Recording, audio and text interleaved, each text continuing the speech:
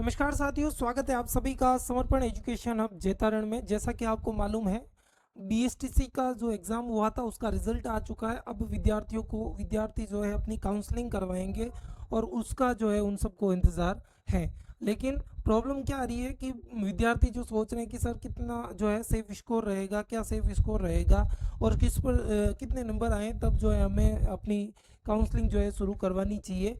उस चीज़ को लेकर जो है काफ़ी प्रॉब्लम्स जो आ रही है, ठीक है ना।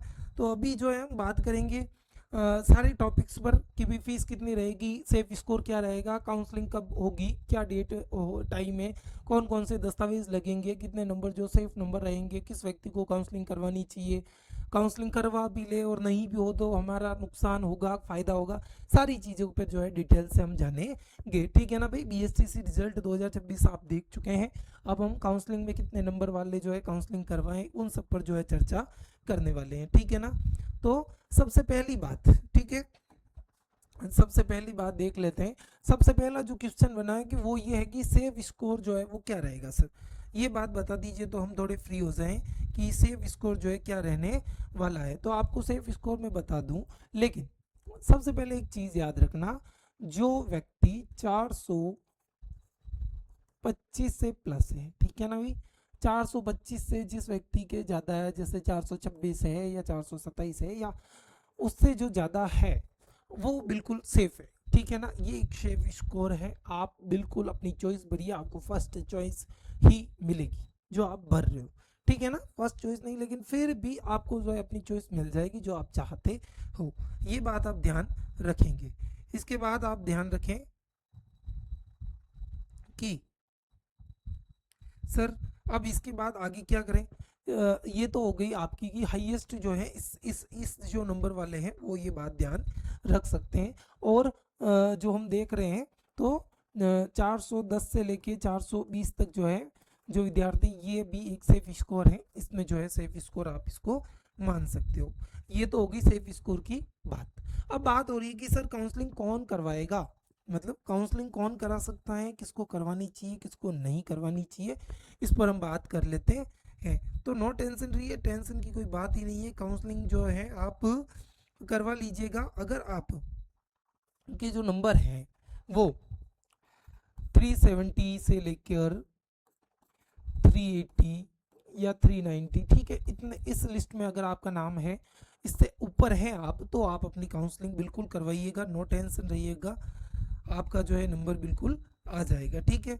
काउंसलिंग की डेट पूछ रहे थे आप, क्योंकि सर इसके अलावा काउंसलिंग की डेट जो है वो कार्यक्रम जो अभी बता दूंगा 11 से 16 जून के मध्य, ठीक है ना भाई। 11 से 16 जून के मध्य जो ये कार्यक्रम चल रहा है, इसमें आप अपनी काउंसलिंग करवा सकते हो। पहली बात होगी सेफ स्कोर क्या रहेगा, कौन कौन व्यक्ति जो है काउंसलिंग करवा सकता है। तो ये जो यहाँ से जिसके नंबर शुरू हो रहे हैं वो अपनी काउंसलिंग करवा दीजिए, बिल्कुल करवा दीजिएगा, नो टेंशन रहकर, ठीक है। नेक्स्ट बात पे चलते हैं। अगला जो है आपके,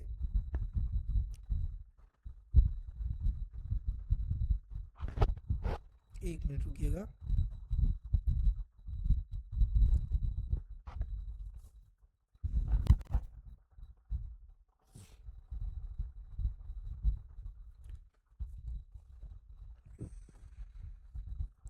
ठीक है ना। कॉलेज चॉइस की बात चल रही है कि सर कॉलेज जो है चूज करना है, चॉइस करनी है तो कैसे क्या करें हम, तो ये आप ध्यान रखेंगे।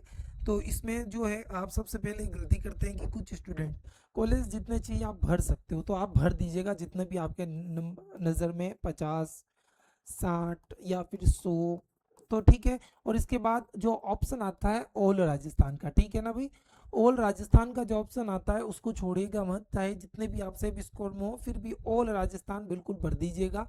और जब आप काउंसलिंग के लिए जाए, काउंसलिंग के जो ये फॉर्म जो होता है आप फिलअप करवाएं, तो उस समय एक चीज़ ध्यान रखिएगा, आप ये काम जो ई मित्र धारक जो होते हैं उनसे ही करवाएं और उनके पास बैठकर करवाएं। क्यों, समस्याएं हो सकती हैं लेकिन गलती उसकी नहीं रहेगी, क्योंकि आप पर्सनल जब जाओगे देखोगे तो गलती आपकी ही होगी, और प्रॉब्लम वैसे भी वो गलत करे तो भी प्रॉब्लम आपको ही होनी है। तो आप बिल्कुल सटीकता से जो है वो चीज़ देखोगे। फिर फॉर्म भरते समय हुई गलतियों को ठीक करवाना, तो ये भी कार्यक्रम जो इसी समय शुरू हो रहा है, 16 से 11 से 16 जून तक जो है, आप अगर जैसे फॉर्म भरवाते वक्त आपने गलती कर दी, बहुत से व्यक्ति, जैसे आपका नाम है, मान लिए कोई भी नाम है, जैसे राम शर्मा नाम है आपका, ठीक है भाई ना, राम शर्मा नाम है आपका, और आपने गलती से सिर्फ आपने राम ही लिखा अपना नाम, ठीक है, क्या लिखा है, सिर्फ आपने अपना नाम राम ही लिखा है। अब आपका जो है शर्मा ऐड है, सारे डॉक्यूमेंट में शर्मा है, तो आप ये भी ऐड करवा सकते हो।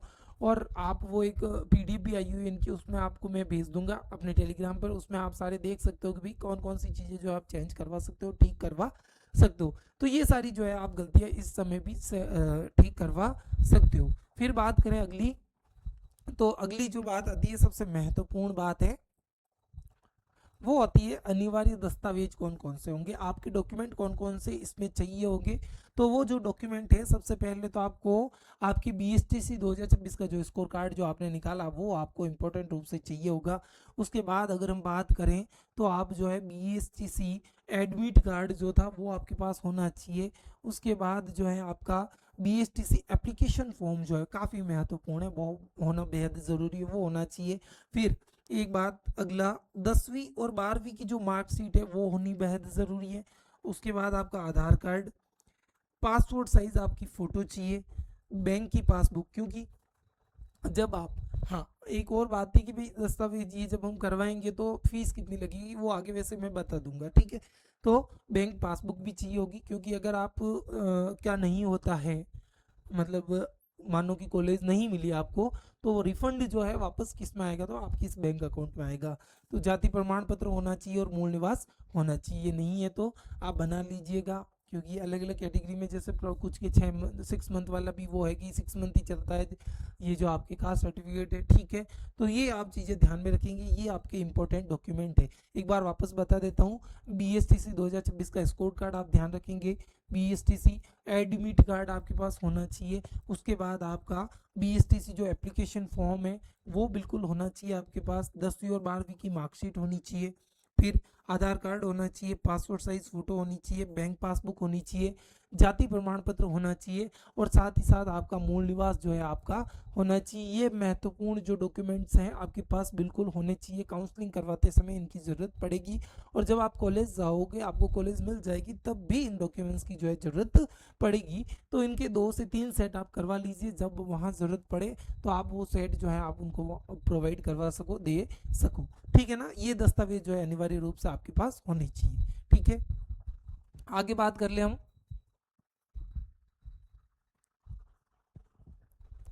हाँ ठीक है। अब आता है कि भाई सर हम रजिस्ट्रेशन जब करवाएंगे तो फीस कितनी लगेगी, जैसा कि मैंने कहा था, तो आपकी जो काउंसलिंग रजिस्ट्रेशन जो शुल्क है, जो फीस है, वो होगी 3,000 रुपये। कितनी है भाई, 3,000 रुपये।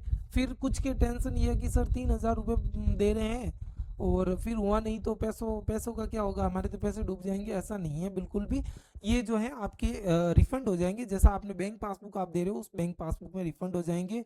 इसमें आपको जो है शायद 4,500 रुपये या फिर 4,900 रुपये शायद कुछ है, वो आपको वापस जो है रिफंड हो जाते हैं। कुछ 100-200 रुपये की फ़ीस जो है कटती है, उसके अलावा कोई भी अमाउंट आपका नहीं लिया जाता। ये 4,500 रुपये लमसम वापस, 4,500 या फिर 4900 रुपये जो है आपको वापस दे दिए जाते हैं।